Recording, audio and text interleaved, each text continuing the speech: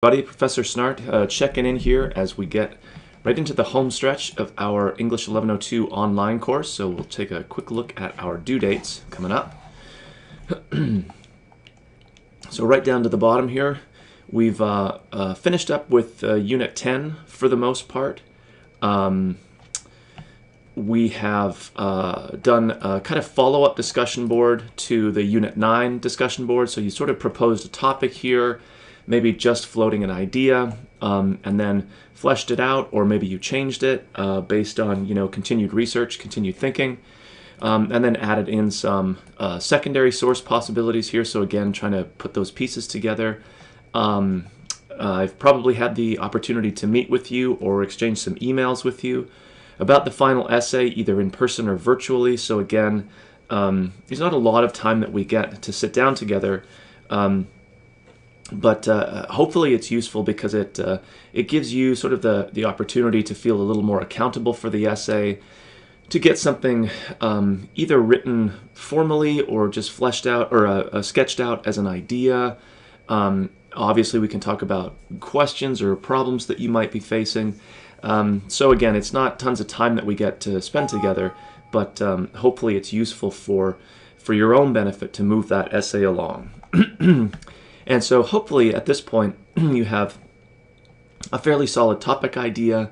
It's becoming a thesis. Interestingly, we can often do a lot of the writing of an essay without having a totally polished thesis. In fact, that sort of comes after the fact. But we need a clear topic. For our purposes, sort of a clear choice for what texts we want to compare and some ideas about exactly how we want to compare those. And if you've got that, then you can move forward with body paragraphs.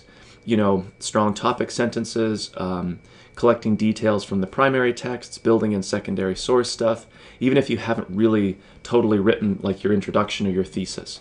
But hopefully you're somewhere in that process with an idea, maybe an outline, texts chosen, sources found. You've maybe begun the writing process. It all depends on what your kind of step-by-step procedures tend to be. So hopefully you're there. Some people may be a little further along, which is perfectly fine. You can always submit your essay early if you feel like it's done and you really don't have any more questions about it. But if you're really not there yet, then it's time to get that ball rolling, whether you need to be in touch with me or just kind of force yourself to sit down and, again, sketch out an outline. Try to avoid jumping into just, I'm going to write this right now. That can often feel like you're moving quickly forward. But because your thoughts aren't organized, it's just frustrating and it's sort of a jumble, and it's often not time well spent. So ironically, in an effort to do it more quickly, it actually ends up taking longer to do. So really sequencing some steps for yourself can be beneficial. And then, of course, we look at our final unit 11, which is fundamentally just submitting that essay. Again, a fairly long turnaround time to allow you time to, of course, write the essay, but also be back in touch with me if you have particular questions, especially about works cited or citation kinds of things, since that plays such a big role in our course and, of course, in this essay, which in many ways is the capstone project, not just for this course, but for the whole 1101, 1102 sequence. So we're really looking for you having a solid handle on the basics that we've covered and that probably carry over from your 1101 experience. A clear thesis, clear topic sentences for each of your body paragraphs, good use of supporting details from the primary text, smooth integration of secondary sources. Of course, you're citing all of this correctly in the text of your essay, and then also able to build a works cited page that conforms to the examples that we have both in our course, like over here in our MLA citation area, and through the library citing sources page. Okay, so let's take a quick look then at Unit 11, although there's really not much to it. So there's a kind of editing checklist. You don't have to do this and provide it to me, but it is a good reminder of basically the stuff that I just talked about.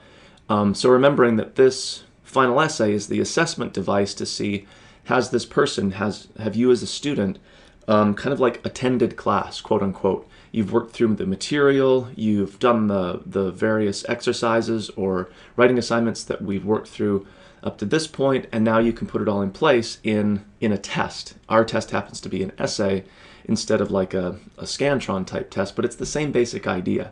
It's testing to see if you've understood and can now apply the concepts from our class. So like I said, right, there's the thesis statement part, there's reminders about what a good introduction does, body paragraph, write a clear topic sentence, quotation from the primary text, secondary, effective transition, and then conclusions are, as many people finding, not only the last thing that you probably will write in your essay, but sort of the shortest and for our purposes, the least important. I don't want to downplay them exactly, but you're kind of just reiterating the idea. They tend to be short and to the point.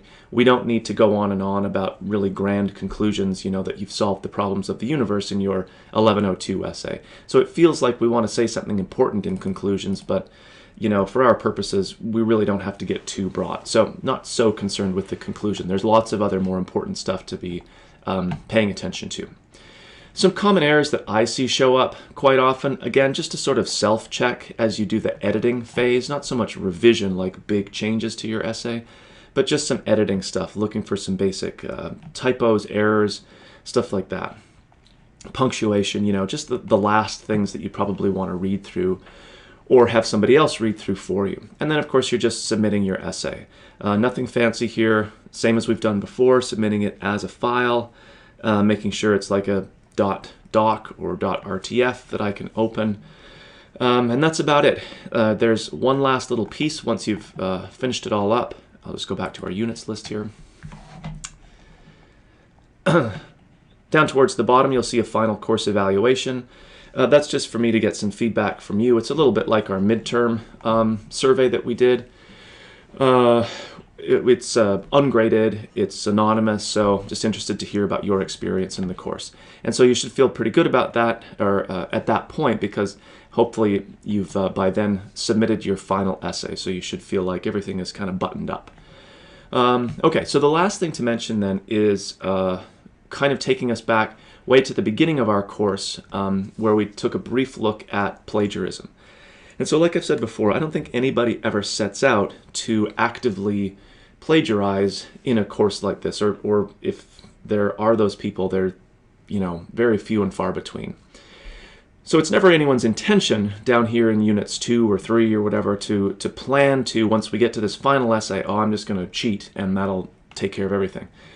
Clearly it won't. So the good or bad thing about Google is that for as easy as it is for you as the student to find stuff about Death of a Salesman or about whatever text we're working on, it's equally easy for me or for the systems that we use within Blackboard to find that stuff too. So plagiarism is really, really easy to detect these days, just like it's easy to do. It's kind of a bad combination. But again, I don't think people plan back here in our earlier units to plagiarize the final essay. It's never anyone's intention, I don't think. But sometimes if, you know, you've kind of fallen behind a little bit, you're just scrambling to get things done here in units 9 and 10, you don't feel like you've got a great idea, you've kind of not managed your time very well, there's lots of points writing on the final essay, people sometimes get squeezed into that corner and they just make bad decisions. And normally what I see is not that people will plagiarize an entire essay, right? That would be pretty obvious. But they'll grab a sentence or two here, or you can really tell that they have followed the structure that some website has provided them, changed the wording a bit, but that's still plagiarism. Even if it's just a sentence that you quote-unquote forgot to remove from your essay, A, it's still plagiarism, and B, does that mean that you kind of plagiarized from the whole thing and then just fiddled it enough so it didn't really look like whatever the source was? And again, I don't think people plan to do it this way, but they just get a little kind of boxed into the corner at the very last minute and they make some bad choices. So I want you to be really careful about that and make sure, again, you're managing your time effectively now so that a few days from now you're not feeling like it's crunch time, you've basically got nothing, what you have is not going to work because you didn't spend enough time on it, and then you make a bad choice. So even one sentence plagiarized in your essay is an F for the essay, it's an F for the course. It's just that important not to plagiarize at this point. Again, remembering that this assignment is not just the end of our course, it's the end of the whole 1101, 1102 sequence. So if you're plagiarizing in that, that's clearly a big problem, right? The tool that we use within Blackboard here is called Safe Assign. I think it's basically a plagiarism checker. It has some other fancy word that they use, but it compares your essay to the web, basically. It's this massive, kind of plagiarism checker tool. And I'm going to attach a screenshot below this video here so you can see what it looks like, the screenshot that I get that Safe Assign spits out, and you can see an example of a student who, again, I don't think planned at the very start to plagiarize, but just sort of made some bad choices, didn't really think maybe that I would catch it or that the system would catch it, and well, you'll see what that looks like. So really, really be careful. You've done all of this hard work throughout our 7 or so weeks. At this point, we have 1 week to go in our 8-week format. You don't want to throw that all away just by thinking you'll get away with it, or again feeling kind of panicked so you're making a bad choice or anything like that. That's again why there's a long turnaround between, relatively speaking, between when we might meet here, virtually face to face to talk about your essay and when you're actually turning it in, because I don't want people to feel rushed and almost contribute to the problem of that panic. I want there to be lots of time where you're forced to really think about your essay here, time for you to continue working on it, but also to be in touch with me if you do have problems, if you feel like it's just not working, if you're just not sure about something, anything like that. So there's, again, relatively speaking, lots of time to attend to putting this final essay together and making it as good as it can be. So there are a lot of points riding on it. I like to see that as the glass half full, because at this point it's really doing things that we've done probably multiple times throughout our course, whether it's building an effective paragraph, building that whole essay, working with sources, all stuff that we've covered in all of the units up to this point. Okay, so that's my scary don't plagiarize talk, and my invitation again is always to you to be in touch with me with questions or concerns, or if you want to meet again virtually or face-to-face, we can always set up another meeting time. All right, so good luck with your final paper, and I'll talk with everybody soon.